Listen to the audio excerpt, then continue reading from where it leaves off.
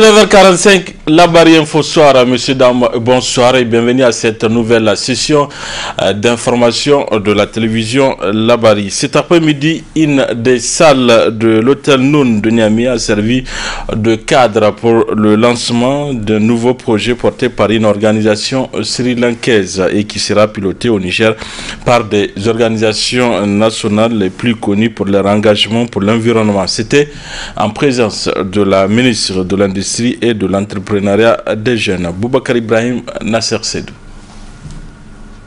Ethical X, Climate and Innovation Hub, tel est le nom du projet objet de lancement à travers cette assise. Porté par Silicon Trust avec la collaboration du réseau de la jeunesse nigérienne pour le changement climatique et les jeunes volontaires pour l'environnement, cette initiative vise à faire la promotion de l'entrepreneuriat des jeunes qui tiennent compte de la préservation de l'environnement. Après la présentation des objectifs globaux du projet, le représentant pays a dans son discours signifié le projet dans un contexte nigérien.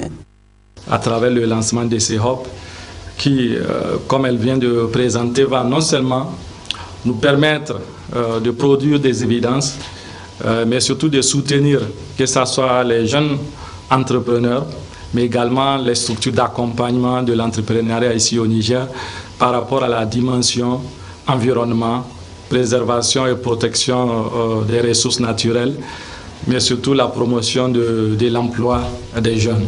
Déjà dans la présentation, Mme Vosita en a parlé de ce qui se fait déjà à travers le hub au niveau international, notamment au niveau Sri Lanka. Nous essayons de faire une mise en relation avec surtout les designers et stylistes, mais également ceux qui sont dans le domaine du recyclage, parce que c'est des thématiques très importantes. Et c'est au niveau aussi de ces secteurs qu'aujourd'hui, nous pouvons mobiliser des ressources pour renforcer l'action climatique et surtout les initiatives portées par les jeunes. C'est à la ministre de l'Industrie et de l'Entrepreneuriat des Jeunes qu'il est donné de présider la cérémonie.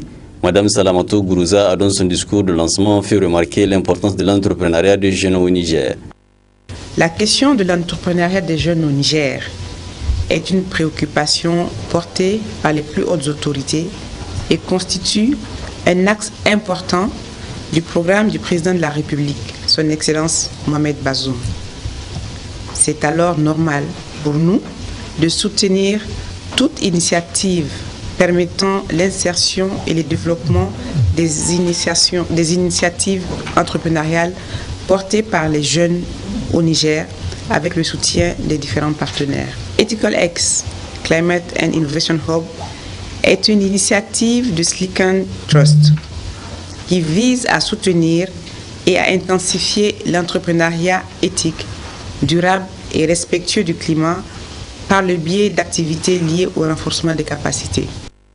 Cette cérémonie de lancement du dit projet qui sera mise en œuvre pour une durée de 3 ans a vu la participation de représentants des partenaires tels que Oxfam et Cœur International. Déclaration cet après-midi du syndicat national des enseignants des instituts et grandes écoles. Celle-ci porte sur la situation des instituts universitaires et technologiques de région. Dans cette déclaration, le SNEJ demande aussi aux autorités de trouver des solutions relativement aux soutenances dans les IUT. Un extrait de la déclaration avec le secrétaire général du SNEJ, Ibrahim Souley. En effet, depuis le début de cette situation de crise, le BEN-SNEJ a soumis un mémorandum sur les UIT aux autorités ministérielles afin de les rappeler l'importance de ces UIT pour les régions depuis leur création et la violation répétée du statut autonome des enseignants technologues. Le BEN-SNEJ s'injure contre la liquidation progressive et programmée des UIT au sein des UPN et demande le détachement rapide de ces UIT dans ces UPN, gage d'une formation de qualité.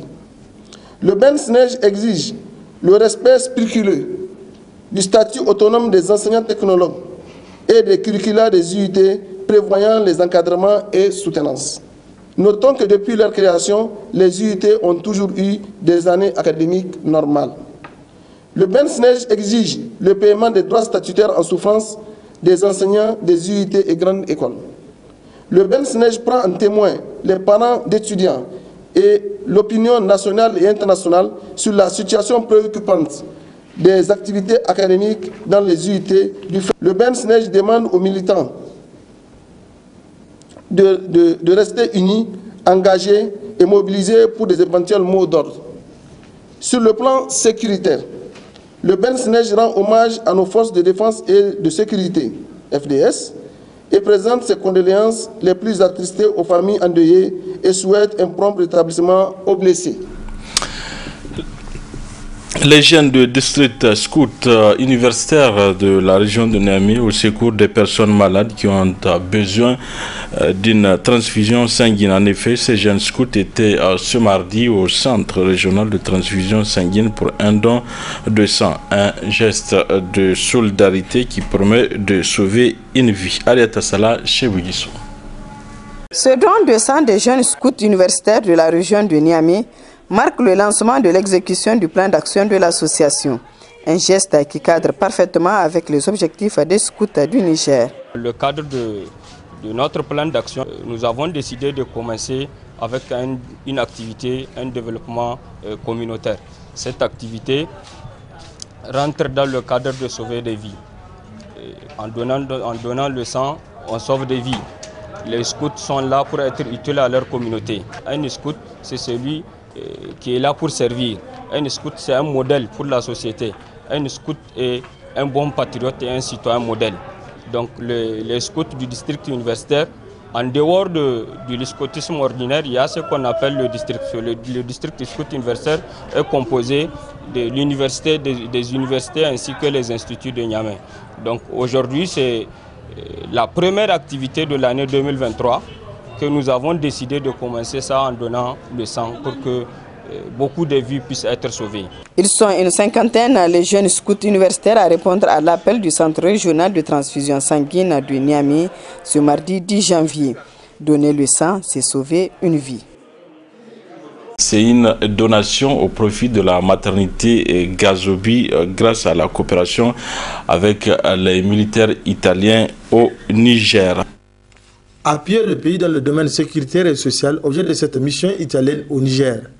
Ainsi, dans son volet sanitaire, cette mission bilatérale de soutien au Niger a équipé le bloc opératoire de la maternité Isaac Gazobi en matériel, et à cela s'ajoutent également des matériels et produits offerts à la maternité par un philanthrope italien répondant au nom de Roberto Faccani. Ces dons visent à améliorer la qualité de prestation de la maternité. Le gouvernement italien offre à la maternité Isaac Gazobi, à travers la mission militaire italienne de coopération avec le Niger, un ensemble d'équipements médicaux pour l'installation de 2 nouvelles salles d'opération. Une dépense totale d'environ 23 millions de CFA. Et nous, de la MISI, sommes fiers de la remise de ces matériels. Mais aujourd'hui, la coopération civilo-militaire et les activités de volontariat italien se rencontrent ici à la maternité. Monsieur Faccani a agi comme nous de la MISI l'avons fait. Il a pris note de ce qu'il pouvait servir et lui, infiniment généreux, a apporté au Niger, grâce aux avions du ministère italien de la Défense, tout ce qui pouvait servir.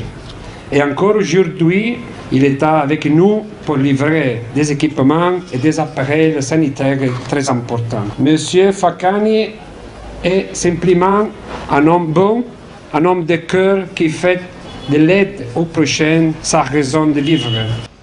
Après le rappel de la diplomate italienne de l'étroite collaboration entre les deux nations, les autorités en charge de la santé au Niger ne sont pas restées insensibles face à ce don. La coopération italienne a toujours œuvré pour le développement de la santé de nos populations à travers le Fonds commun santé, mais aussi par la coopération bilatérale, comme en témoigne ce don en équipement et consommables au profit de la maternité Isaka Gazobi. Toutes ces actions entrent dans le cadre du plan du développement sanitaire 2022-2026 du ministère de la Santé publique, de la population et des affaires sociales.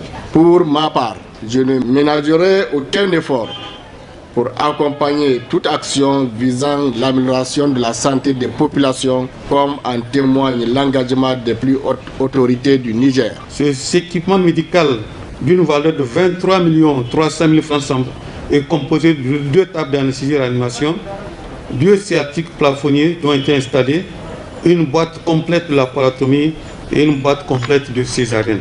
Le matériel médical offert par M. Roberto Facani est composé de matériel de l'aménagement de 2 salles d'accouchement, comprenant 2 tables d'accouchement, 2 tabourets pour le personnel, 2 lampes, 2 potences pour les solutés, 2 pèses nourrissons, 2 stérilisateurs, 2 chariots à pharmacie, 2 berceaux et 6 fauteuils roulants. Il comprend aussi le matériel de protection contre les infections, que ce soit les masques hospitaliers et de collectivité. Il comprend aussi beaucoup de médicaments à usage maternel et pédiatrique, un défibrillateur qui a été tout de suite testé par notre anesthésie réanimateur et une table d'anesthésie-réanimation.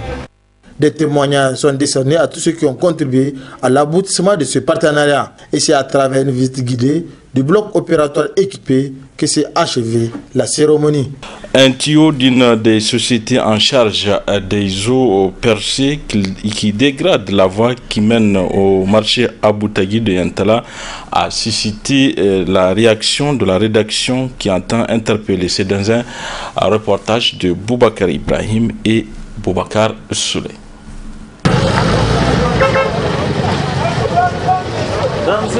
À première vue, l'on a l'impression que ces nids de poules sont les conséquences du versement des eaux usées ici des concessions. Il n'en est rien.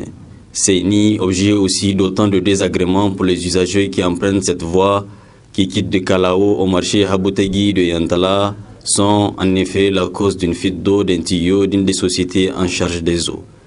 Selon des riverains qui n'arrivent toujours pas à expliquer l'indifférence de la société concernée, la situation dure plus de 2 ans. Une situation à laquelle les usagers demandent réparation. Ce n'est même pas le seul endroit ici à Niamey. Il y en a plein de voies qui sont totalement dégradées. Mais seulement ici, c'est extravagant, quoi. Quand je remarque ça, vraiment, vous voyez tout de suite là, ça m'a éclaté la peau de mon véhicule. Donc du coup, appel à la réparation, quoi.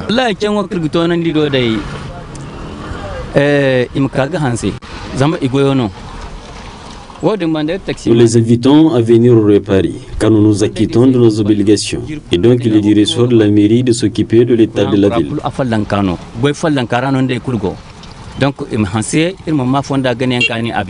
Seine ou Spen, tout dépend du périmètre de qui les tuyaux percés est issu.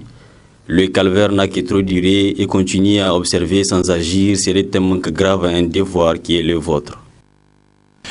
Le comité exécutif de l'Union des étudiants nigériens à l'université de Niamey a rendu public cet après-midi une déclaration à la place Abbé. Le motif de cette sortie médiatique dans ce compte-rendu de Ismaël Moumouni et Chebou Guisso. L'accroissement de la frustration des étudiants de l'université Abounou dû au non-respect de certains engagements par les autorités a conduit à cette sortie médiatique du comité exécutif de l'Union des étudiants nigériens à l'université de Niamey. Yénoun, s'agissant de la situation socio-politique et sécuritaire du pays, Yénoun exige des autorités de la 7e République de multiplier les efforts dans l'accompagnement des forces de défense et de sécurité et ainsi permettre de dénicher le terrorisme hors de notre territoire. Sur ce plan, le comité exécutif tient à informer la communauté internationale et nationale du fait que les étudiants sont prêts, s'il le faut, même à prendre les armes pour accompagner les forces de défense et de sécurité et ainsi permettre à ce qu'il y ait une défense de l'intégrité nationale. Et c'est là d'ailleurs, nous exigeons du gouvernement de la 7e République de créer toutes les conditions pour l'instauration du service militaire obligatoire afin que toute la jeunesse puisse avoir la formation militaire et pouvoir participer à la défense de l'intégrité territoriale. Dans le domaine de la légifération, le comité exécutif de l'ONU encourage le gouvernement nigérien et particulièrement la Cour constitutionnelle qui a su entendre la voix du peuple nigérien et a bloqué les projets de loi tendant à l'augmentation des indemnités des députés. Et par conséquent, nous exigeons également que les autorités de la 7e République créent toutes les conditions pour légiférer et sanctionner sévèrement les pratiques contre nature qui se développent dans notre État, telles que l'homosexualité et les pratiques similaires. Car le peuple du Niger ne saurait tolérer de tels agissements, de telles pratiques qui malheureusement se développent à petit feu. S'agissant de leur situation socio-académique, le comité exécutif exige du gouvernement et particulièrement du ministère des Enseignements supérieurs, de la Recherche et de l'Innovation de prendre toutes les mesures nécessaires afin de rétablir l'ordre à l'université Abdou Moumouni et permettre aux étudiants dignes fils du pays d'étudier dans la plus grande quiétude. Exige les limogeages purs et simples de tout administrateur incapable d'assumer ses fonctions et permettre à nos militants d'être dans leurs droits. Exige sans délai la finalisation de l'année académique 2021-2022, l'accélération du paiement des bourses et d'ailleurs le comité exécutif de l'ONU exige la bancarisation des bourses afin de finir avec le retard de paiement, la reprise de tous les chantiers suspendus et aussi l'acheminement rapide des bus promis aux étudiants de l'université Abdou Moumouni de Niamey. À travers cette déclaration, l'ONU lance ainsi une mise en garde à l'endroit des autorités. Voilà, messieurs et dames, en fin de cette édition. Merci à vous de l'avoir suivi. Au revoir.